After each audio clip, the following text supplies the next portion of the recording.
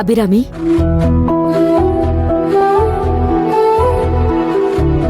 ಶಿವಗಾಮಿ, ನಿನ್ಗೇನಾದ್ರೂ ಬುದ್ಧಿ ಇದ್ಯಾ?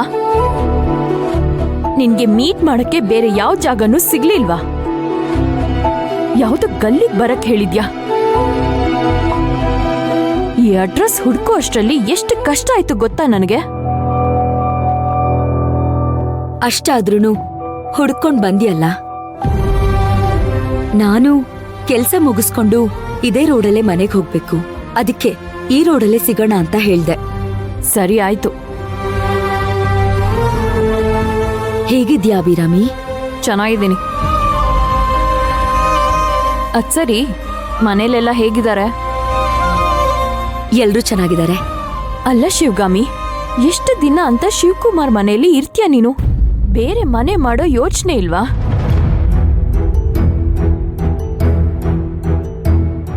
ಸ್ವಂತ ಮನೆ ಇರುವಾಗ ಬೇರೆ ಮನೆ ಯಾಕೆ ಮಾಡ್ಬೇಕು ಅಭಿರಾಮಿ? ಎಲ್ಲಾ ಸಮಸ್ಯೆಗಳನ್ನು ಸರಿ ಮಾಡ್ಕೋಬೇಕು. ಮೊದ್ಲಿನ ತರನೇ ನಾವಾಗ್ಬೇಕು. ನಮ್ಮನೆಗೆ ನಾವ್ ವಾಪಸ್ ಹೋಗ್ಬೇಕು.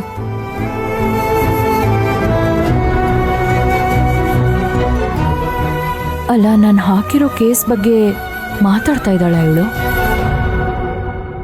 ನನಗೆ ಇಂಡೈರೆಕ್ಟ್ ಆಗಿ ಏನೋ ಹೇಳ್ತಾ ಇದ್ದಾಳಲ್ಲ.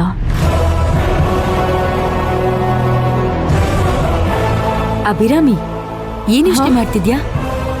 ಏನೂ ಇಲ್ಲ. ಅದ್ ಸರಿ, ಏನು ಭೇಟಿ ಆಗ್ಬೇಕು, ಮಾತಾಡ್ಬೇಕು ಅಂತ ಹೇಳ್ದೆ? ಏನ್ ವಿಷಯ? ಆಸ್ತಿ ನಿನ್ ಕಂಟ್ರೋಲಲ್ಲಿದೆ. ನಾನು ಏನೇ ಸಂಪಾದನೆ ಮಾಡಿದ್ರು ಹೆಂಡತಿ ದುಡ್ಡಲ್ಲಿ ಬದುಕ್ತಾ ಇದ್ದಾನೆ. ಅವನ ಹೆಸರಲ್ಲಿ ಯಾವ ಆಸ್ತಿನೂ ಇಲ್ಲ ಅಂತ ರಾಮ್ ಫ್ರೆಂಡ್ಸು ರಾಮ್ಗೆ ಗೇಲಿ ಮಾಡ್ತಿದಾರಂತೆ. ಅದಕ್ಕೆ ರಾಮ್ ನಾನು ಬೆಂಗಳೂರಲ್ಲೇ ಇರಲ್ಲ, ಹಳ್ಳಿಗೆ ಹೋಗ್ತೀನಿ ಅಂತ ಹೇಳ್ತಾ ಇದ್ದಾರೆ.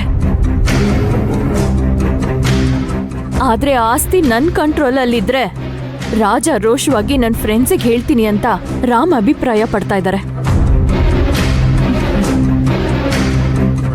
ಅಭಿರಾಮಿ, ಆಸ್ತಿನ ಯಾರ ಹೆಸರಿಗೂ ಮಾಡಕ್ಕಾಗಲ್ಲ.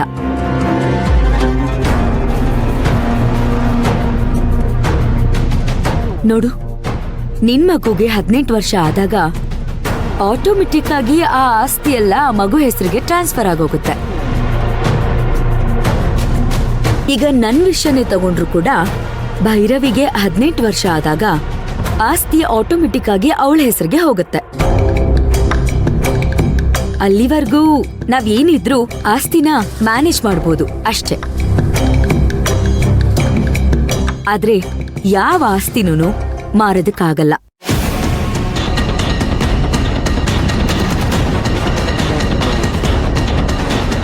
ಸರಿ ಆಯ್ತು, ಆಸ್ತಿನ ಮಾರಕ್ಕಾಗಲ್ಲ, ಒಪ್ಕೋತೀನಿ. ನಿನ್ ಪ್ರಕಾರ ರಾಮಿಗೆ ಆಸ್ತಿ ಬರೆಯಕ್ಕಾಗಲ್ಲ, ಅದನ್ನು ಒಪ್ಕೋತೀನಿ. ಆದ್ರೆ ಆಸ್ತಿನ ಮ್ಯಾನೇಜ್ ಮಾಡೋ ರೈಟ್ಸ್ ಆದ್ರೂ ರಾಮಿಗೆ ಕೊಡ್ಬೋದಲ್ವಾ?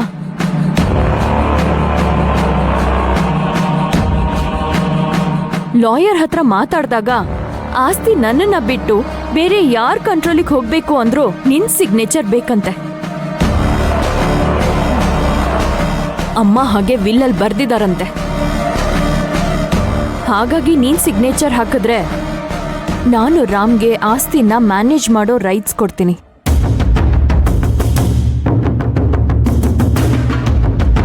ಅಭಿರಾಮಿ, ನೀನು ತಪ್ಪು ಮಾಡ್ತಿದ್ಯಾ? ನೋಡು, ಎಲ್ಲಿವರೆಗೂ ಆಸ್ತಿ ನಿನ್ ಕಂಟ್ರೋಲಲ್ಲಿ ಇರುತ್ತೋ ಅಲ್ಲಿವರೆಗೂ ಅಷ್ಟೇ ನಿನಗಲ್ಲಿ ಮರ್ಯಾದೆ. ಅಕಸ್ಮಾತ್ ಅವ್ರ ಕಂಟ್ರೋಲ್ಗೇನಾದ್ರೂ ಆಸ್ತಿ ಹೋದ್ರೆ ನಿನಗೆ ಏನ್ ಮಾಡೋದಕ್ಕೂ ಏಸಲ್ಲ ಅವರು.